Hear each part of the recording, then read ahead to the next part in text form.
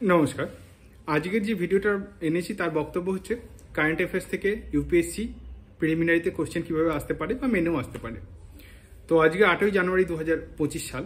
তো সেই হিসাবে আজকের রেসপেক্টে যে কারেন্ট অ্যাফেয়ার্সগুলো বিগত 3-4 দিনে রয়েছে সেগুলো আমি আপনার সঙ্গে ডিসকাশন করবার জন্য ভিডিওটা নিয়ে এসেছি এবং এই ভিডিওটা যারা ইউপিএসসি পরীক্ষা দিচ্ছেন তাদেরই কাজে দেবে।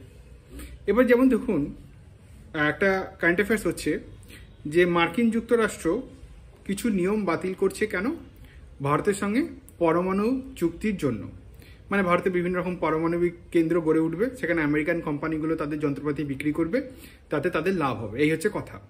তো তার জন্য কিছু আমেরিকার যেটা রুলস অ্যান্ড রেগুলেশনস আছে, যে কারণে ভারতবর্ষ আমেরিকার সঙ্গে চুক্তিটা সম্পূর্ণ করে উঠতে পারেনি। যদিও এই চুক্তিটার ব্যাপার শুরু হয়েছিল যখন ডক্টর মনমোহন সিং প্রধানমন্ত্রী ভারতবর্ষে ছিলেন, তারপর জর্জ বুশ ছিলেন তখনকার আমেরিকার রাষ্ট্রপতি। তো দুজনের মধ্যে চুক্তি স্বাক্ষরিত হয়, কিন্তু সেটা এখনো কার্যকরী হয়নি, বিভিন্ন রকম রুলস রেগুলেশন আটকে গিয়েছে।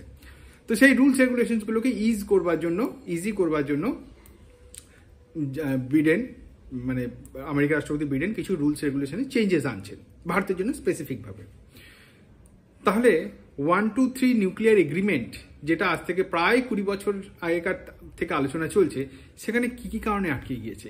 ইন্টারন্যাশনাল বেস্ট প্র্যাকটিসেস কি আছে? মানে যদি কোনো রকম নিউক্লিয়ার মানে দুর্ঘটনা হয় তাহলে দায়িত্ব কার? যারা মেটেরিয়াল সাপ্লাই করেছে তাদের, নাকি যারা অপারেট করছে তাদের?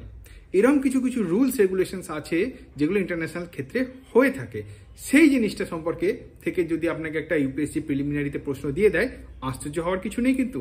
কারণ নিউক্লিয়ার পাওয়ার আজকের দিনে প্রায়, মানে যেহেতু কিনা ওই ফসিল ফুয়েল থেকে দূষণ কিরম ভাবে হচ্ছে আপনি তো জানেনই ভারতবর্ষের শহরগুলোতে, তো সেই হিসাবে ওই জিনিসটা কিন্তু খুব বেশি প্রয়োজন। এবার দূষণ যখন এসেই গেল, এখানে এই প্রসঙ্গে একটা কথা বলেই দিই যে যাদের কাছে টাকা পয়সা আছে ভারতবর্ষে, যারা হিউজ পরিমাণ ট্যাক্স যাদের মাইনে বা ইনকাম থেকে কেটে নেওয়া হয়, তাদের একাংশ ক্রমাগত ভারত ছেড়ে বেরিয়ে যাচ্ছে। তার কারণ হচ্ছে তাদের বক্তব্য হচ্ছে তারা হিউজ পরিমাণ ট্যাক্স দিচ্ছেন, তারপরে রোড রাস্তার অবস্থা এরকম খারাপ, তারপরে এয়ার কোয়ালিটি ইন্ডেক্স তো দিল্লিতে সিভিয়ার পর্যায়ে চলে যায়, মানে 500-র পরে আর ইন্ডেক্স প্রকাশ করে না, 1000, 2000, 1500 কত সেটার প্রকাশ করে না। তো সুতরাং এয়ার কোয়ালিটি ইন্ডেক্স নিয়েও কিন্তু একটা প্রশ্ন আসতে পারে যে ভারতবর্ষে এয়ার কোয়ালিটি ইন্ডেক্সে বিভিন্ন রকম গ্যাস আছে, কোন গ্যাসটা নেই? বিশেষ করে কার্বন ডাই অক্সাইডটা এয়ার কোয়ালিটি ইন্ডেক্সে হিসাব করা হয় না, বাকি অনেকগুলো গ্যাস আছে। তো এইভাবেও কিন্তু আপনাকে প্রস্তুতি নিতে সুবিধা হয়। তারপর যেমন ধরুন হিউম্যান মেটা নিউমো ভাইরাস। এবার এটা তো একদম খুবই একদম কারেন্ট টপিক, হট টপিক আপনি বলতে পারেন। এবার এটা একটা ভাইরাস, তো আপনি বুঝতেই পারছেন, ব্যাকটেরিয়া না, অণুজীব বা অন্য কিছু না, ভাইরাস এটা। এবার এই ভাইরাসটা ডিএনএ ভাইরাস না আরএনএ ভাইরাস? এর ভ্যাকসিন আছে কি নেই? এর গঠনে কতগুলো নিউক্লিয়াস রয়েছে না রয়েছে? এই রিলেটেড একটা প্রশ্ন কিন্তু আপনি এক্সপেক্ট করতে পারেন আসন্ন প্রিলিমিনারিতে। মানে অবশ্যই 22শে জানুয়ারি ফর্ম ফিল আপ হবে, আর 25শে মে 2025 সালে এটা কি বলে ওই পরীক্ষা হবে, ইউপিএসসি প্রিলিমিনারি। তারপরে হচ্ছে পেন্টাভ্যালেন্ট ভ্যাকসিন গ্রহণের পর কর্ণাটকে কিছু শিশুর মৃত্যু হয়েছে। পেন্টাভ্যালেন্ট ভ্যাকসিন হচ্ছে 5খানা রোগ যাতে শিশুদের না হয় তার জন্য একটা ভ্যাকসিন দেওয়া হয়, অনাক্রমতা বৃদ্ধির জন্য, বা যেটাকে বলে ইমিউনিটি বৃদ্ধির জন্য শিশুদের জন্য। পেন্টাভ্যালেন্ট ভ্যাকসিনে কি কি ভ্যাকসিন থাকে এটা একটা বিষয়, আর কি কি রোগ সেগুলোতে মানে অ্যান্টিবডি তৈরি হয়। যেমন ধরুন ডিপথেরিয়া, টিটেনাস, তারপরে হুপিং কাশি, influenza type B, hepatitis B. Hepatitis B আপনি জানেনই যে এটা লিভার সংক্রমণ বা লিভারে ক্যান্সার পর্যন্ত ঘটাতে পারে। এগুলো শিশুদের 6, 14 এবং সম্ভবত 6, 10 এবং 14 সপ্তাহের মাথায় দেওয়া হয়। এটাও কিন্তু একটা হেলথ রিলেটেড বিষয়, এটাও পরীক্ষায় আসতে পারে। তো সুতরাং কারেন্ট অ্যাফেয়ার্স শুধু দেখলেই হবে না, কারেন্ট অ্যাফেয়ার্স থেকে কিভাবে কোশ্চেন তুলতে পারে সেটা একটা বিষয়। আচ্ছা, তারপরে যেমন ধরুন আমার বেশ মনে আছে 2013 কি 14 সালে হবে, মানে বর্তমানে তিনি এখন কি বলে লোকসভার বিরোধী দলনেতা শ্রীমান রাহুল গান্ধী মহাশয়, তিনি 2013 কি 14 সালে টুইট করেছিলেন খাড়াই ক্যামেল। যেই তিনি টুইট করলেন খাড়াই ক্যামেল, তার পরের বছর এই ইউপিএসসিতে প্রশ্ন এসে গেল খাড়াই ক্যামেল নিয়ে। ক্যামেল তো উঠ, বুঝতেই পারছেন, সেটা মরুভূমিতে যায়, কিন্তু খাড়াই ক্যামেল আবার সমুদ্রের দিয়ে সাঁতার কেটে যায়, ওই সৌরাষ্ট্র গুজরাটের ওইসব দিকটা। ওটা একটা প্রশ্ন এসে গেছিল কিন্তু।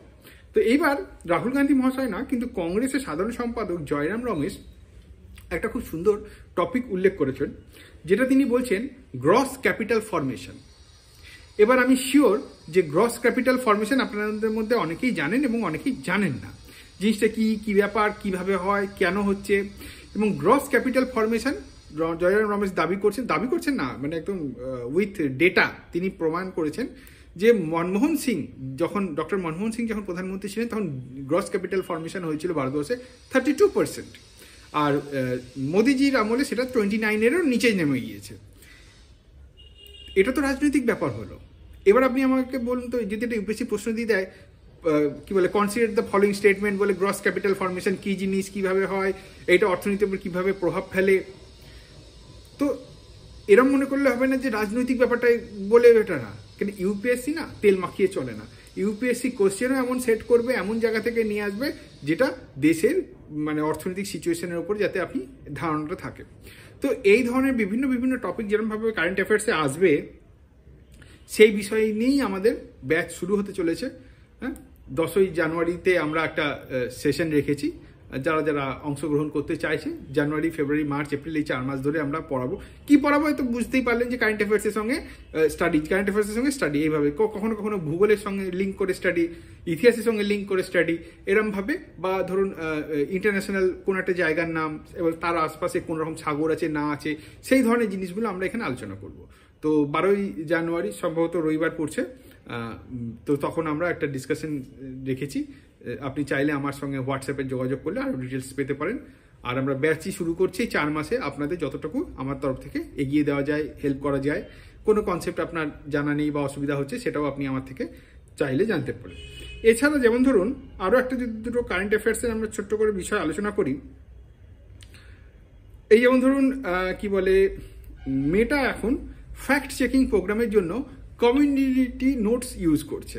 কমিউনিটি নোটস কি জিনিস, যে ফ্যাক্ট চেকার, মানে কেউ কিছু একটা ঘটনা মেটাতে বা ফেসবুকে শেয়ার করলো, সেটা সঠিক ভুল ঠিক, এইটা আগে যেরকম একটা কমিউনিটি থাকতো, যারা মানে আগে যেরকম কিছু লোক থাকতো নিযুক্ত, তারা চেক করতো, এখন তারা করবে না। এখন যারা ভিউয়ার্স আছে, রিডার্স আছে, তারাই ওটাকে কমিউনিটি নোটস দিতে পারে। তো এটাকে বলা হচ্ছে, এটা একটা নতুন বিষয় এসছে। তারপরে যেমন ধরুন গেটি ইমেজেস আর শাটারস্টক, যারা অনলাইনে বিভিন্ন ছবি টবি নিয়ে কাজ করেন, তারা এই দুটো কোম্পানির নামই জানেন, শাটারস্টক আর গেটি ইমেজ। এরা দুজনে একটা মার্জ করছে। মার্জ করাটা আবার অ্যান্টি ট্রাস্ট, বা ভারতের ক্ষেত্রে যেটাকে বলা হয় অ্যান্টি ট্রাস্ট অর্গানাইজেশন, মানে কম্পিটিশন কমিশন অফ ইন্ডিয়া, মানে যেটাকে বলা হয়েছে মোনোপলি। মার্কেটে যাতে মোনোপলি ক্রিয়েট না হয় এবং ছোট ছোট ব্যবসায়ী বা ছোট ছোট কোম্পানিও যাতে মার্কেটে বাঁচতে পারে, তার জন্য অ্যান্টি ট্রাস্ট ভারতবর্ষে যেটাকে বলে কম্পিটিশন কমিশন অফ ইন্ডিয়া, তারা কাজ করে। এবার কম্পিটিশন কমিশন অফ ইন্ডিয়া কি জিনিস, তারা কিভাবে কাজ করে, কোন মন্ত্রকের আন্ডারে, তাদের রুলস অ্যান্ড রেগুলেশনস কি আছে, তার উপরে একটা প্রশ্ন এসে যেতে পারে।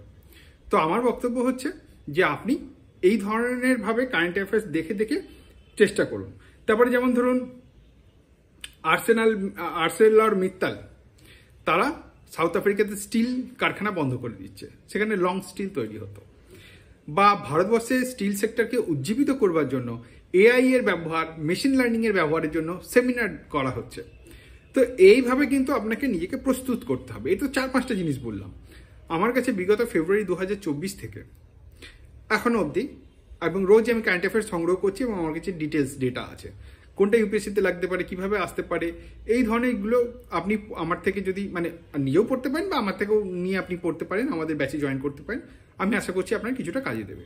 তো ইউপিএসসির বিষয়ে আমার এতটুকুই বলার ছিল। আশা করছি আপনার সঙ্গে নিশ্চয়ই ব্যাচে দেখা হবে। তো ভিডিওটা এতটুকু ছিল, দেখার জন্য ধন্যবাদ, নমস্কার।